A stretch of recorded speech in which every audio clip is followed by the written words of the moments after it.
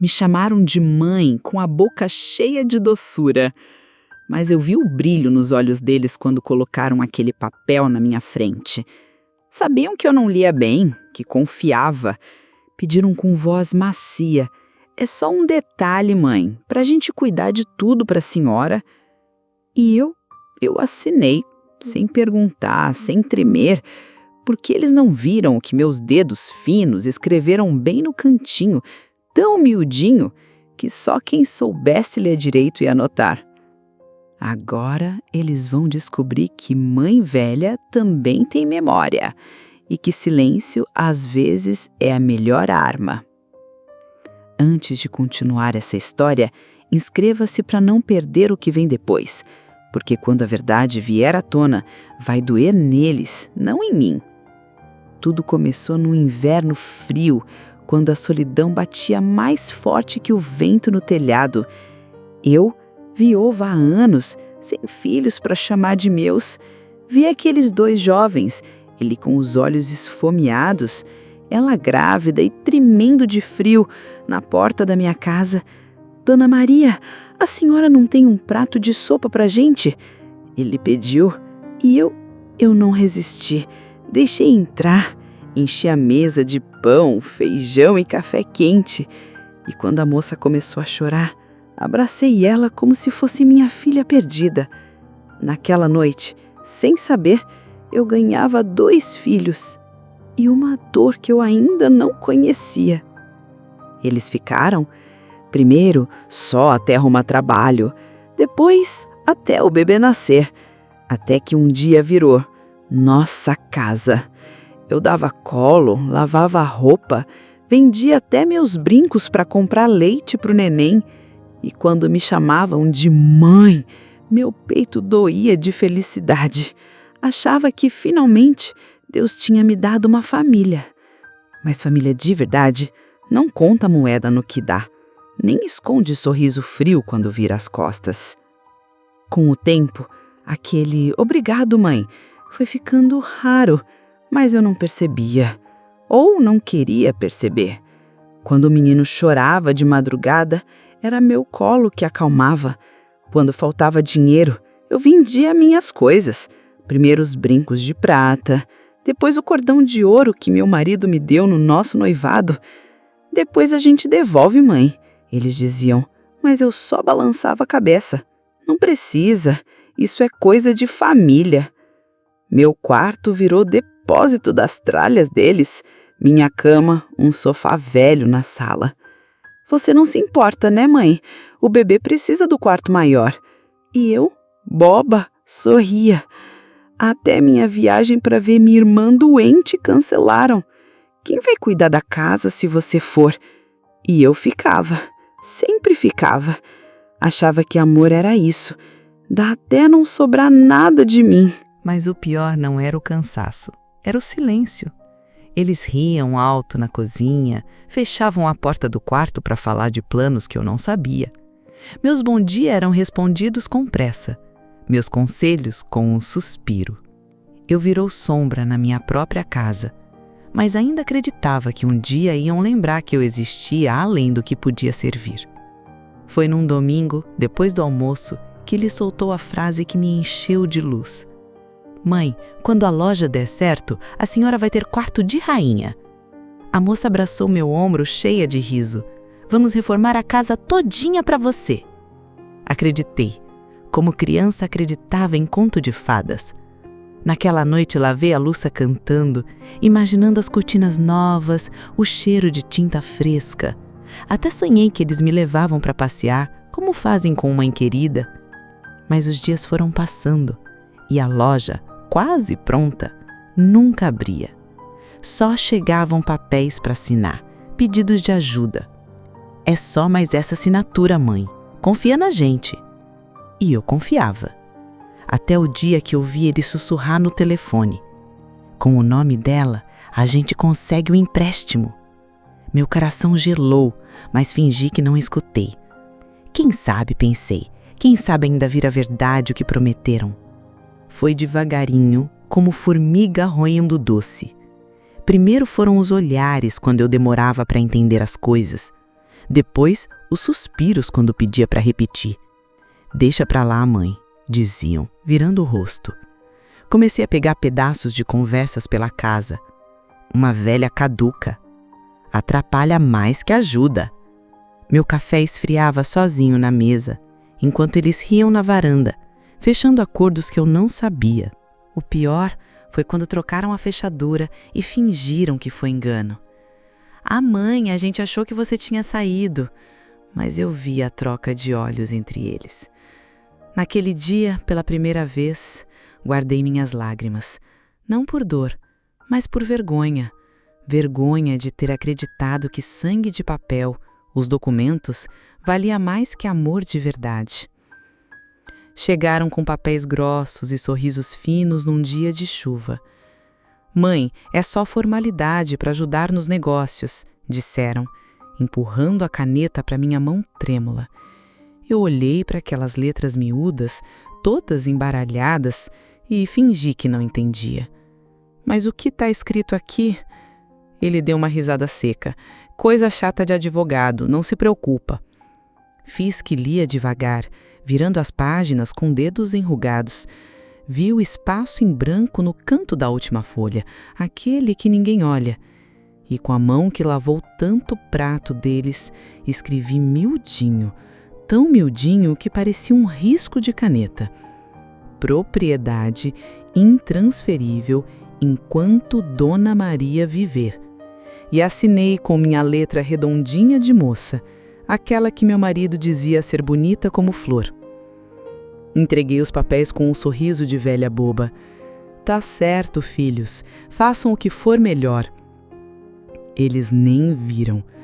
Comemoraram com champanhe na sala enquanto eu lavava os copos, ouvindo os brindes à nova vida. E eu, lá na cozinha, sabia que a nova vida seria bem diferente do que planejavam. Nem uma semana passou e já não escondiam desprezo.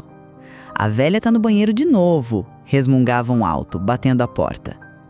Trocaram todas as fechaduras sem me avisar. Descobri quando voltei da feira e minha chave não abria mais. Me deram um colchão no quartinho dos fundos, perto do tanque, e meu antigo quarto virou escritório deles. Até meu nome sumiu. De mãe virei "Ô senhora", depois só um incômodo que atravessava no corredor com um passo lento demais para os seus planos apressados. Foi no almoço de domingo, com a mesa cheia de visitas, que mostraram suas verdadeiras cores. Eu servia o arroz, mão trêmula, quando ouvi ele dizer alto para os convidados: "Essa casa tá ficando linda, né? A gente reformou tudo, investiu cada centavo." E então veio a facada. A velha que nem ajuda nas contas, vive de favor. O prato quase caiu da minha mão. Os amigos riam sem graça, e eu ali, de avental sujo, entendi que era só lixo para eles. Quando tentei me defender, a nora cortou: "Você não é dona de nada aqui. Assinou os papéis, lembra?" O silêncio na mesa foi pior que grito. Fiquei parada, olhando para os rostos que alimentei tantas vezes, agora todos desviando o olhar. Até o neto, aquele que eu embanei no colo, falou: "Vovó, vai pro seu quarto." Naquela hora, algo dentro de mim quebrou, mas não do jeito que esperavam. Levantei devagar, tirei o avental e dobrei com cuidado sobre a cadeira. Minhas mãos não tremiam mais. "Tá certo", disse baixinho. "Vou pro meu quarto, mas levem meus recados pro advogado de vocês." Vi o susto nos olhos deles antes de virar as costas. Finalmente tinham conseguido o que queriam. Me tiraram da sala.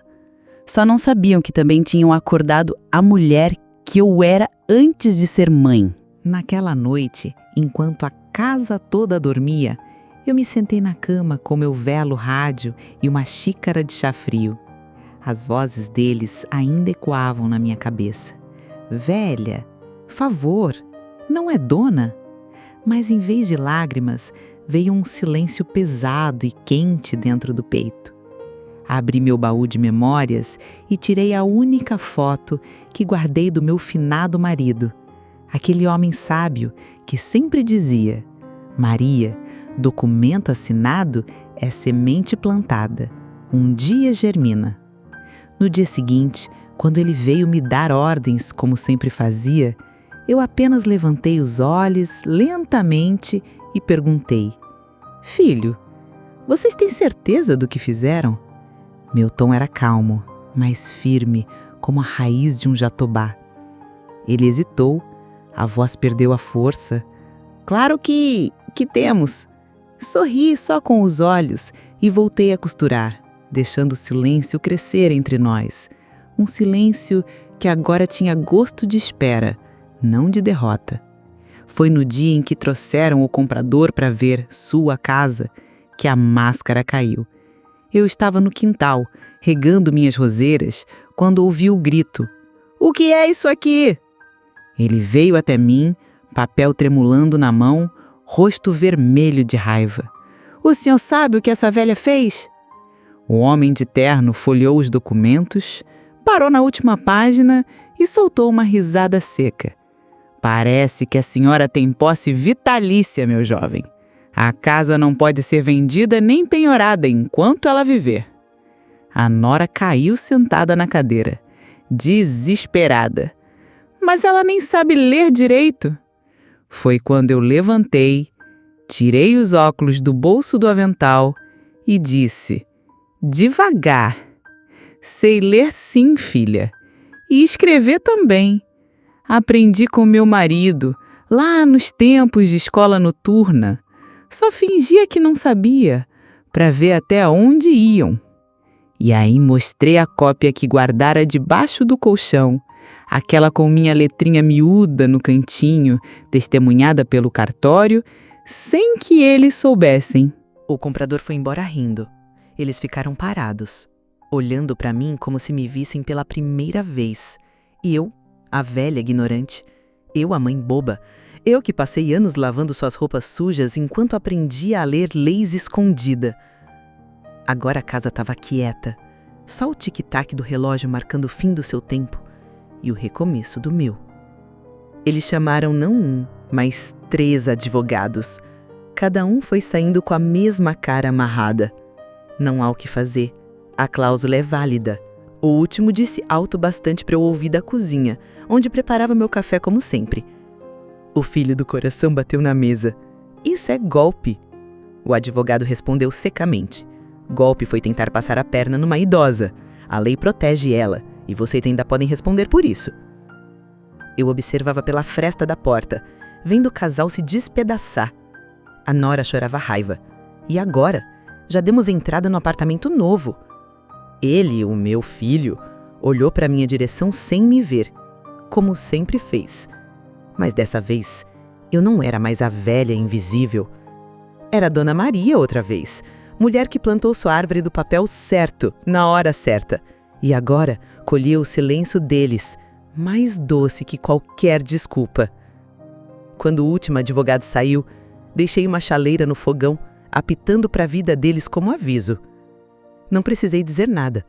O assovio alto dizia tudo. Era tarde demais para arrependimentos. Eu seguia dona da minha casa, da minha história, e eles donos apenas do remorso que escolheram carregar. Num sábado calmo, enquanto eles arrumavam as malas com cara de derrota, eu comecei a tirar cada lembrança deles das paredes. A foto do casamento, o desenho do neto, o chaveiro de melhor mãe do mundo. Guardei tudo numa caixa de sapatos, com o mesmo cuidado que tinha ao guardar seus pratos favoritos. Quando fechei a tampa, senti um peso sair dos ombros, como se estivesse enterrando não o amor que tive, mas a ilusão que carreguei por anos. A casa ficou mais vazia, mas o meu coração, pela primeira vez, parou de doer. Comprei uma cadeira de balanço nova, daquelas largas que não precisam dividir espaço com ninguém. Coloquei na varanda, onde antes ficava o berço do neto, e ali eu me sentava todas as tardes, tomando meu café sem pressa, ouvindo os pássaros que antes eu nem notava. Plantei roseiras vermelhas no quintal, as mesmas que minha mãe cultivava quando eu era menina. A terra sob minhas unhas sujas me lembrava que ainda era capaz de fazer nascer coisas belas. Comecei a andar na praça de manhã, a cabeça erguida não por orgulho, mas porque já não carregava o peso da rejeição. Uma senhora do bairro me chamou de Dona Maria outro dia, e eu sorri ao perceber que havia me tornado eu mesma outra vez. Não a mãe ou a velha, mas Maria. Simplesmente Maria, dona do meu nome e do meu chão. O celular vibrou durante meu café da manhã. Uma mensagem dele. Mãe, podemos conversar? O apartamento novo era frio. Meus dedos hesitaram por um instante, mas não pelo motivo que ele esperaria. Não era rancor, nem vingança.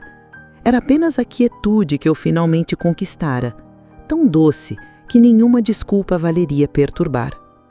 Apaguei a mensagem e voltei a morder meu pão caseiro, ainda quentinho, enquanto o sol entrava pela janela que agora ficava aberta o dia todo.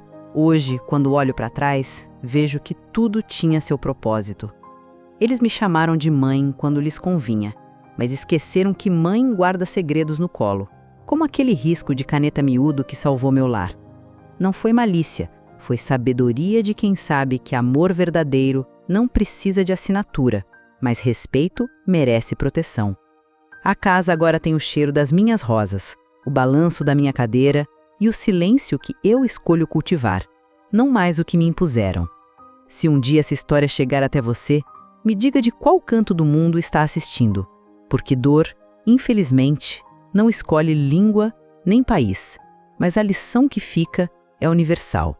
Amar não é se anular, e às vezes a justiça mais bonita é aquela que não precisa de gritos. Basta uma velha de avental, uma caneta escondida e a coragem silenciosa de quem nunca deixou de saber seu valor.